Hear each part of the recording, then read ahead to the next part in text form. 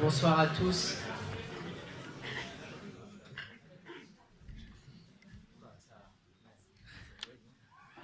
Ça doit être bon. On a notre spécialiste en audiovisuel au premier rang qui me dit que ça doit être bon. Donc on va pouvoir démarrer. Je vais commencer par vous saluer tous et vous remercier d'être présents.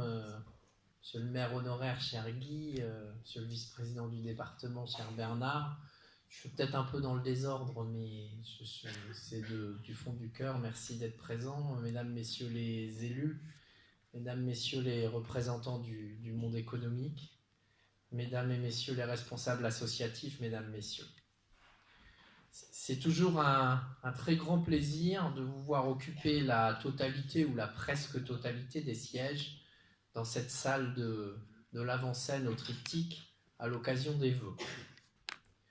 Votre présence nombreuse atteste de la vigueur et du dynamisme de notre commune, que ce soit dans le domaine économique, dans celui de la vie associative ou dans les nombreux partenariats que nous nouons régulièrement pour mener à bien l'ensemble de nos projets. Évidemment, cette année, la cérémonie des vœux s'inscrit dans un contexte particulier. Vous le savez, ces vœux sont les derniers du mandat. On m'a dit qu'en conséquence, ce discours était très important. Autant que celui des premiers vœux en janvier 2015. L'exercice est normalement convenu pour des vœux. On décrit le contexte, on rappelle les faits marquants de l'année et on se projette dans l'avenir. Et pourtant, ce soir, il faut faire un peu différemment. C'est aujourd'hui la 6e fois que je suis devant vous et la fin proche du mandat municipal, c'est dans à peine 2 mois, ne permet pas ici, dans ce cadre, d'ouvrir les larges perspectives que nous faisons habituellement. Les larges perspectives, c'était il y a 6 ans pour les premiers vœux. Aujourd'hui, pour les derniers du mandat, vous ne m'en voudrez pas trop si mes éléments de rétrospective débordent un peu de l'année 2019 et reviennent sur des éléments qui ont structuré le mandat et que, bien évidemment, il y a moins de perspectives. Début 2015, lorsque je me suis exprimé devant vous pour mes premiers vœux en tant que maire, nous venions collectivement, nationalement, de subir les attentats de Charlie Hebdo et de l'Hypercacher à Paris. C'était avec une forme de sidération que nous prenions conscience des immenses fractures dans notre modèle de société. La liberté, la fraternité, la laïcité étaient bousculées par la terreur obscurantiste. Mais comment aurions-nous pu ne pas voir que le manque d'égalité n'était pas pour rien dans le déclenchement de ces aveuglements colériques. Sur chacun des sujets, sur chaque problème, notre nation, que notre République proclame pourtant une et indivisible, se clive en clans souvent irréconciliables et même parfois elle s'émiette en individus arc-boutés sur leurs certitudes et leurs prérogatives. J'ai le sentiment que cette montée des crispations et l'exacerbation de l'individualisme sont bien plus forts aujourd'hui qu'il y a 6 ans. Ce n'est peut-être qu'un effet de mon changement de regard, dû à mon changement de position, de fonction, mais je n'arrive pas complètement à m'en persuader. Comme vous sans doute, j'entends que l'avènement du numérique, l'ordinateur, l'internet, les smartphones, les réseaux sociaux, en portant une nouvelle mondialisation, accélérerait le rythme de la société et donnerait une ampleur démesurée et inconnue, jusque-là, à l'individu, pour ne pas dire à l'individualisme. C'est sans doute vrai, au moins partiellement. C'est pourquoi, quitte à passer pour un ringard, des fois je me méfie d'un certain nombre de pratiques, en particulier celles des réseaux sociaux, où l'anonymat et l'exagération provoquent plus souvent le pire que le meilleur. Pourtant, ce poids du numérique dans la société n'explique pas tout. Le mouvement d'individualisation avait commencé avant le numérique et avant les technologies. Celles-ci n'ont fait que l'accélérer et le promouvoir. Il faut dire que tout au long du XXe siècle, les dérives et les déviances, les faillites de systèmes qui ont promu la masse en niant l'individu, ont largement ouvert la voie en affaiblissant la conscience collective au profit de la promotion des individus. Il paraît qu'une démocratie moderne et libérale, certains ont employé le terme de nouveau monde, ne saurait être autre qu'une somme d'individus un peu citoyens et beaucoup consommateurs, chacun défendant ardemment sa position et ses droits dans le réel comme dans le virtuel.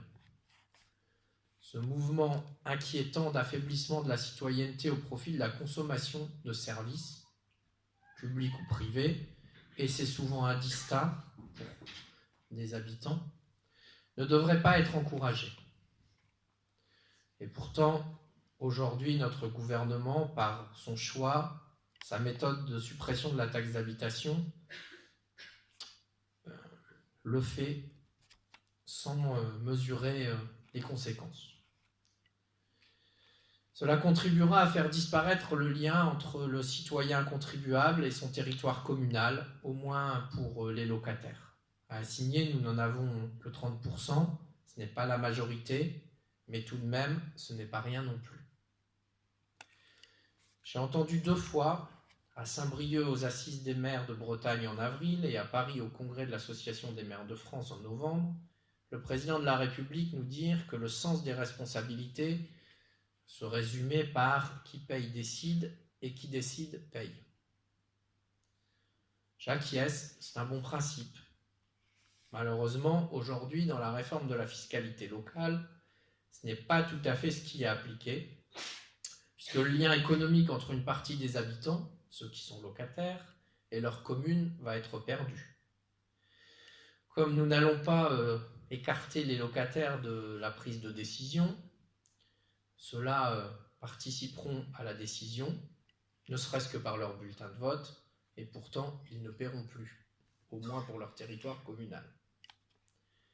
Je constate également une forme de mouvement de recentralisation en œuvre qui fait que l'État, bien souvent, décide sans vraiment payer. Sur ce sujet, donc, la parole du président de la République n'a pas eu de grande valeur jusqu'à aujourd'hui. Et malheureusement, ce sujet n'est pas le seul où paroles et actes de l'exécutif divergent substantiellement.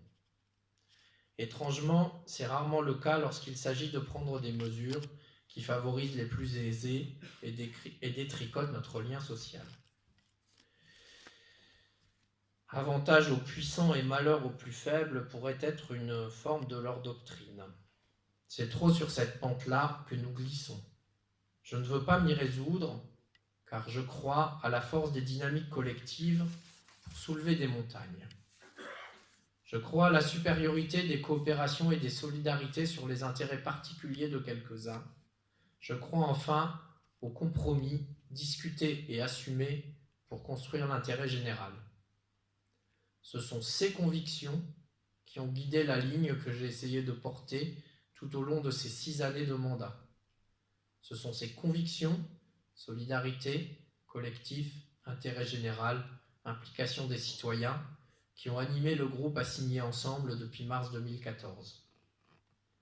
C'est à partir de ces convictions que nous avons choisi de poursuivre le développement de notre commune, en maîtrisant notre urbanisation pour accueillir au mieux les nouveaux assignolés, dans un environnement préservé et en proposant des implantations à de nouvelles entreprises.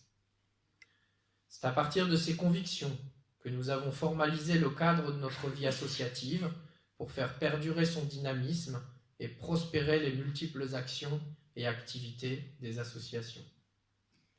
C'est à partir de ces convictions que nous avons eu une attention particulière pour l'épanouissement de nos enfants grâce aux multiples services municipaux dans ce domaine, au lien étroit avec l'ensemble de la communauté éducative et à la modernisation des équipements scolaires, en particulier l'introduction d'une part importante de numérique à l'école. C'est à partir de ces convictions que nous avons promu la diversité culturelle par des spectacles variés et des moments éclectiques de découverte, en particulier à travers notre année européenne et Viva Europa. C'est à partir de ces convictions que nous avons rénové et développé nos infrastructures sportives, le complexe du Chevrey, le terrain synthétique de football, le terrain et les vestiaires de rugby à la Landguérin, dans une logique assumée du sport pour tous. C'est aussi à partir de nos convictions que dans la définition de chaque projet, nous nous interrogeons sur l'impact qu'il pourrait avoir sur l'environnement et la nature. C'est à partir de nos convictions que nous avons entrepris des travaux d'amélioration de la performance énergétique de nos bâtiments publics, la mairie ou la salle Glenmore en début de mandat, le pôle enfance plus récemment, ou que nous avons entrepris de développer la production d'énergie renouvelable, comme en attestent les panneaux photovoltaïques sur les vestiaires de rugby.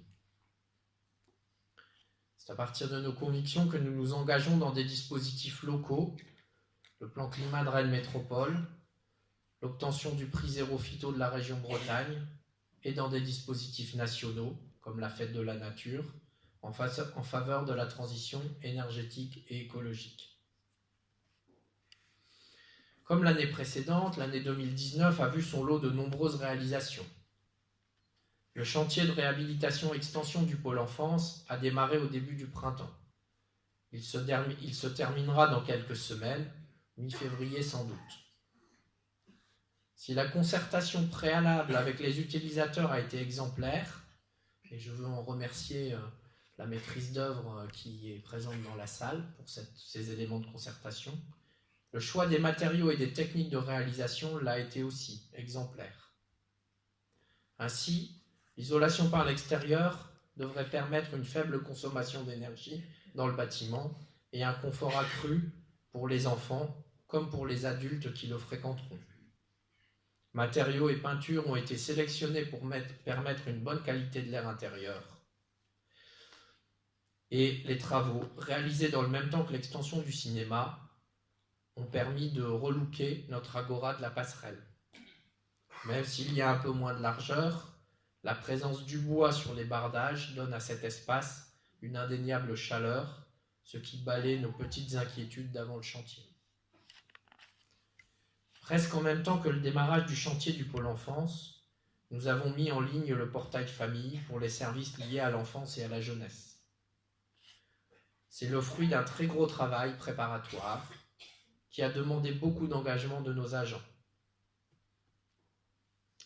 Je veux les remercier chaleureusement et les assurer de la reconnaissance des élus, bien sûr, mais aussi de toutes les familles utilisatrices qui ont rapidement pris en main l'outil et ont, je crois, globalement apprécié la simplicité, la souplesse et les potentialités de ce portail famille. Évidemment, il reste encore du temps à passer, quelques ajustements à opérer, mais je crois que notre changement de système est une réussite, puisque je n'entends personne me dire qu'il voudrait revenir en arrière, même lorsqu'on se souvient de comment ça fonctionnait avant. En 2019, nous avons également poursuivi notre développement urbain de manière mesurée et choisie, mais avec volontarisme. De nombreux chantiers sont en cours dans la ZAC Botrel 1.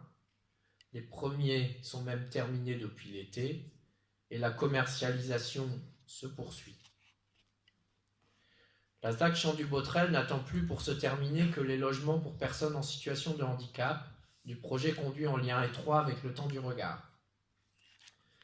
La signature de la convention entre le département d'Ille-et-Vilaine et l'association en décembre dernier a marqué concrètement une avancée dans ce projet.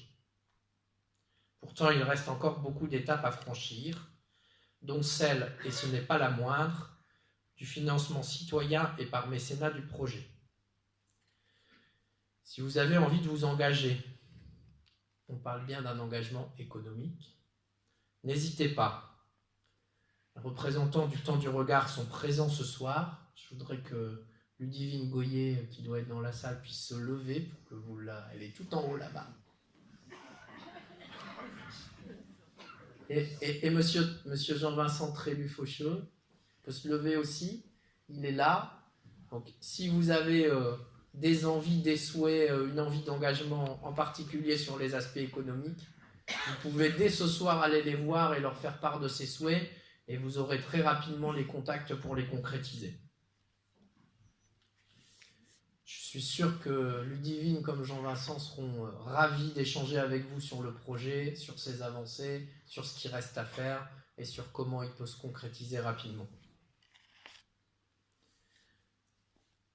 Enfin, pour l'aménagement et l'urbanisme, les projets immobiliers du presbytère et du Clos Saint-Éloi qui ont été lancés en début de mandat dans le centre-ville voient leur concrétisation. Les appartements du Clos Saint-Éloi sont livrés. La rénovation de la maison Jarry est presque achevée. C'est une réussite qui met en valeur notre centre-ville. Je n'ai pas de doute qu'il en sera de même avec le presbytère dans quelques mois. Et peu après, c'est un nouvel ensemble de 30 logements qui sera lancé sur le terrain à l'angle des rues de la Lande et de Rennes. Ce projet, confié au promoteur Kaufmann et Broad, a fait l'objet d'une présentation en conseil municipal à l'automne. Pour ce qui est de l'aménagement économique, nos zones historiques du Boulay et de Joval ont vu en 2019 la réalisation de leur dernière vente de terrain.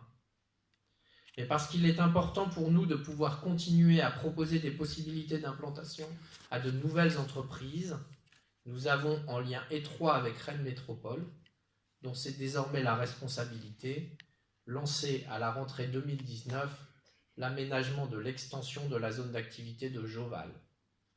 On appelle la zone Joval 3. Dès l'été prochain, les premières constructions pourraient y prendre place. L'ensemble de ces projets s'intègre dans notre programme de développement communal. Pour le traduire dans l'espace, cela passe par un important document, le plan local d'urbanisme. Le nôtre, communal, était assez récent puisqu'il datait de 2013. Mais la loi MAPTAM de 2014 a imposé que dans les métropoles, l'élaboration et la gestion des PLU deviennent intercommunales. Et donc, dès 2015, les services de Rennes Métropole ont travaillé de concert avec les élus et services des 43 communes pour construire notre plan local d'urbanisme intercommunal.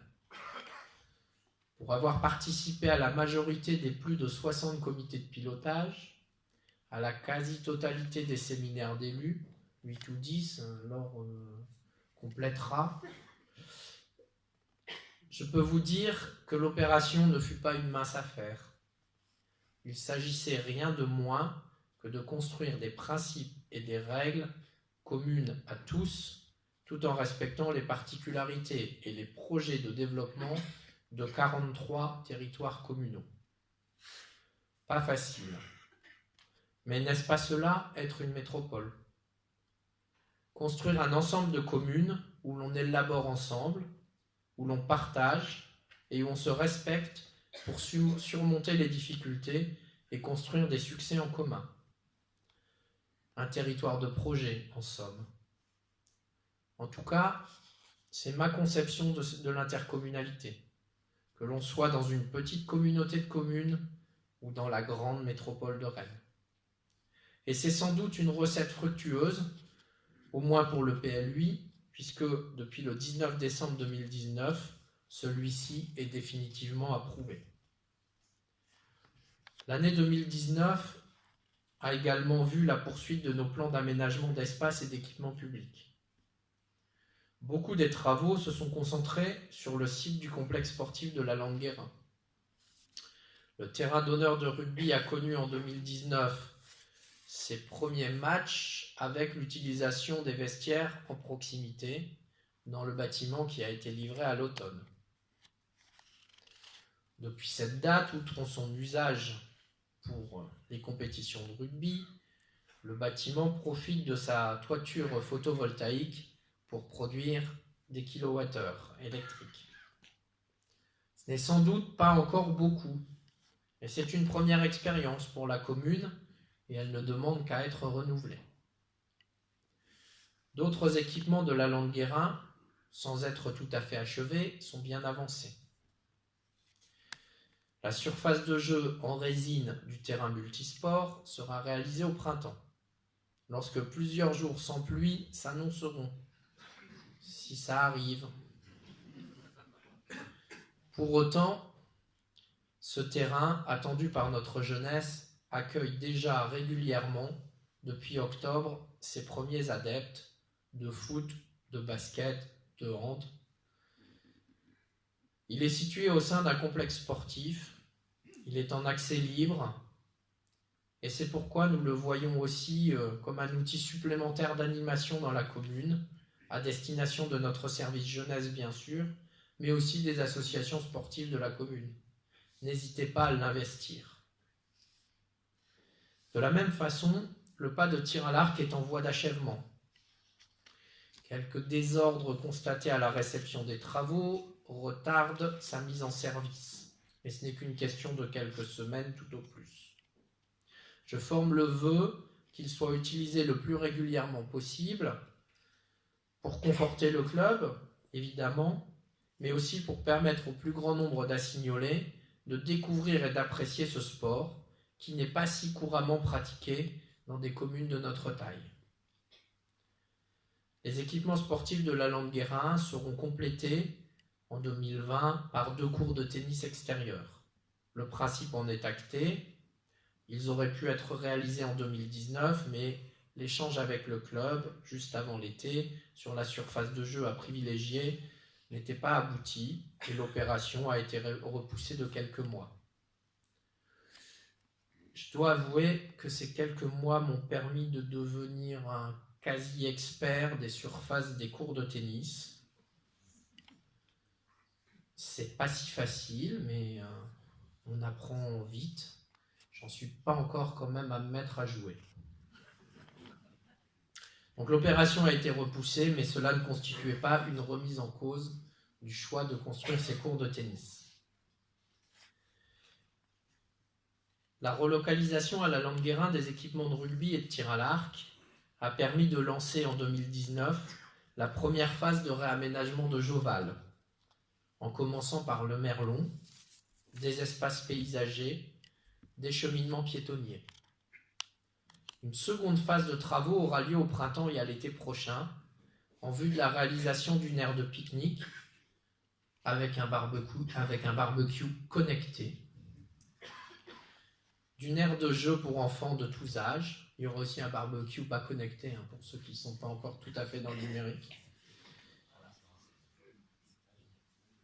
Une aire de jeu pour les enfants de tous âges, avec un grand toboggan accessible même aux adultes, et on a Jacques qui est déjà volontaire pour le tester dès l'inauguration. Et un théâtre de verdure pour accueillir des spectacles en plein air.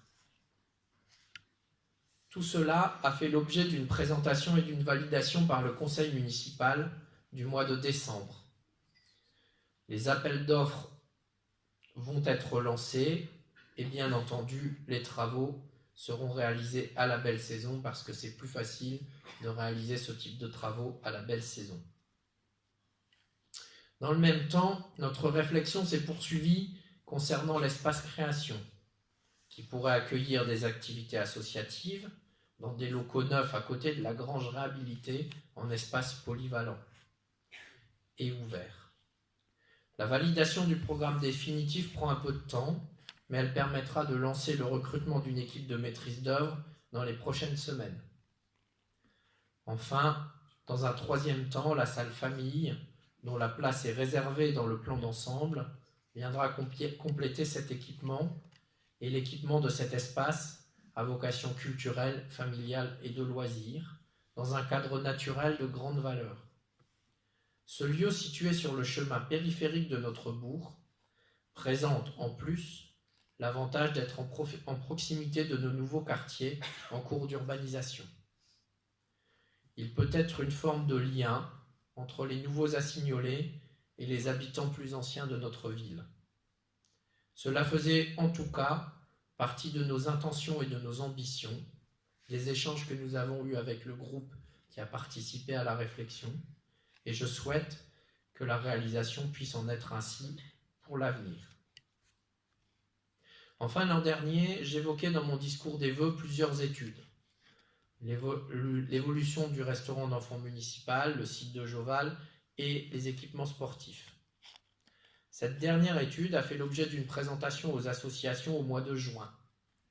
Elle a permis de valider la réalisation du terrain multisport et des cours de tennis à la Landguérin, comme j'ai pu l'évoquer, et elle a pointé aussi une forme d'insuffisance d'équipement pour des pratiques corporelles, toutes les formes, la danse, les gymnastiques, le yoga et d'autres pratiques corporelles.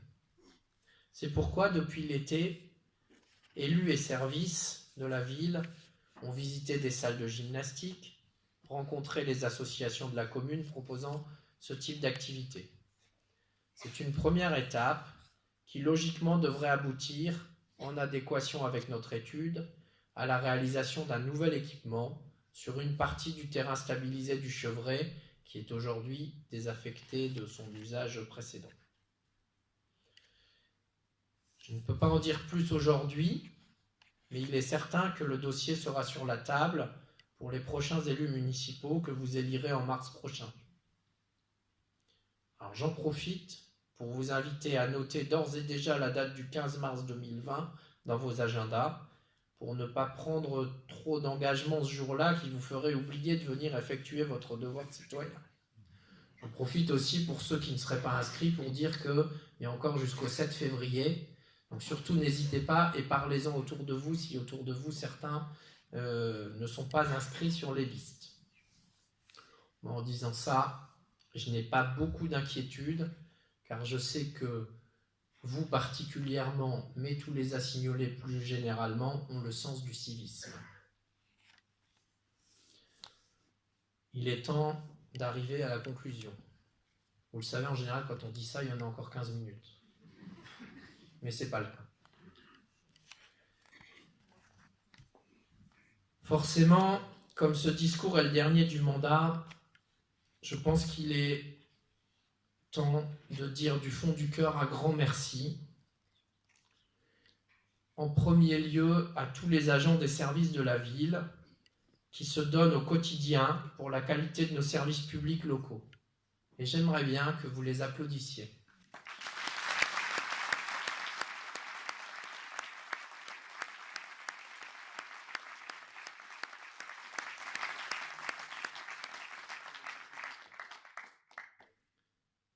En second lieu, un grand merci à tous les élus municipaux et tous les anciens élus municipaux, qu'ils aient fait partie d'une majorité ou pas, parce que sans votre engagement, Assigné ne serait pas la commune qu'elle est aujourd'hui.